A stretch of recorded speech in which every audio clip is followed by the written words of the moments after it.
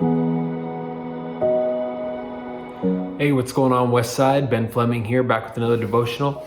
And this time we're going to talk about persecution or suffering, specifically from 1 Peter chapter 3. So here it goes. 1 Peter 3:13 says, "Now who will want to harm you if you're eager to do good? But even if you suffer for doing right, God will reward you for it. So don't worry or be afraid of their threats. Instead, you must worship Jesus Christ as Lord of your life. And if someone asks you about your hope as a believer, always be ready to explain it, but do this in a gentle and respectful way. Keep your conscience clear, then if people speak against you, they'll be ashamed when they see what a good life you live because you belong to Christ. Remember, it is better to suffer for doing good, if that's what God wants, than to suffer for doing wrong." So a lot of talk about suffering, and this last week, even in our main service, we talked specifically about this idea of persecution, and we talked about persecution in the current church and different nations and your context, my context, all that kind of stuff.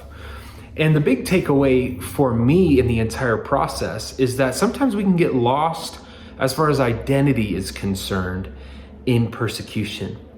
I think sometimes we get our focus away from what we're supposed to be doing or how we're supposed to be thinking and going about our life.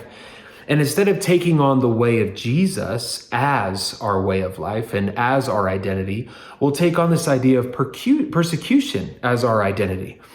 I want to remind all of us today, your identity is not found in who is saying what about you. And that can be true for what people are saying that's good about you and what people are saying that's bad about you. Our identity isn't found in any of that. Instead, it's found in continuing along the way of Jesus. And so will persecution come from following along in that way? Absolutely. Will praise and adulation and joy and what we would call success or victory come from that? Yeah, sometimes that can happen too. But in the end of all things, the most important thing isn't that we get the praise and adulation, and it's not that we get persecuted, because we can actually weirdly become obsessed with both. Instead, we are always being called to this conviction that I'm going to live in this way of Jesus. I'm going to care for people. I'm going to make sacrifices because of my belief in the cross of Christ. That is what we're shooting for. That is where our heads need to be at. That's where we're trying to be.